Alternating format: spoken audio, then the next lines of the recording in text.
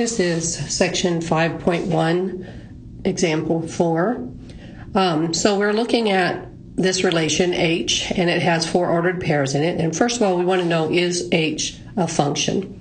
So remember that to determine whether or not a relation is a function, you want to make sure that none of the x values are duplicates of each other. So -8, 4, -7, and 3.8. Since none of those are the same value, then H is a function. So we now know that H is a function. Now, to find the inverse of this function, first of all, we're going to use the proper symbolism, which is H with a -1. That's not an exponent, though.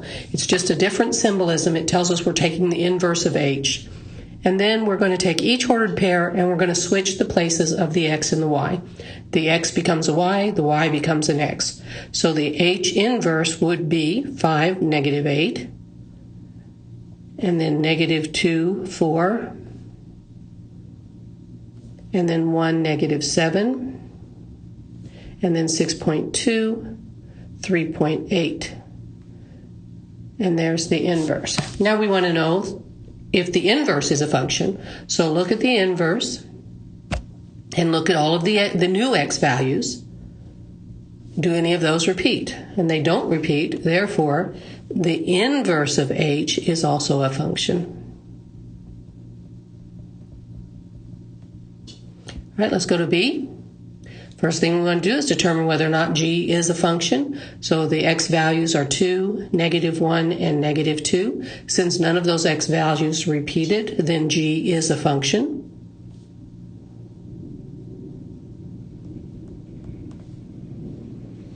Now we're going to look at the inverse. The inverse, G inverse, is, and we turn those ordered pairs around, 4, 2, 3, -1, and 0, -2.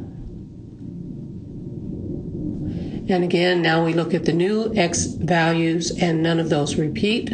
Therefore, G inverse is also a function. If it wasn't a function, you would just say not a function. All right, the next one's an equation. So first of all, is it a function? Well, we've been studying quadratics, and we know that when we graph this, that it's a parabola. And remember that if we know the graph, that if it passes the vertical line test, then it is a function. So we know that this is a function. So y is a function. Now, again, something I'm going to talk about later in the next video is that this y inverse is not a function. Now, the reason it's not a function is there's several reasons, but we're going to start with this one, and that is because instead of doing a vertical line test, you're going to do a horizontal line test. And notice this horizontal line touches the parabola twice. That's what makes it not a function. And we'll talk about that later in our next video. So I'm going to stop this video here because I don't like them to get too long. And I will see you in a few minutes in the next video.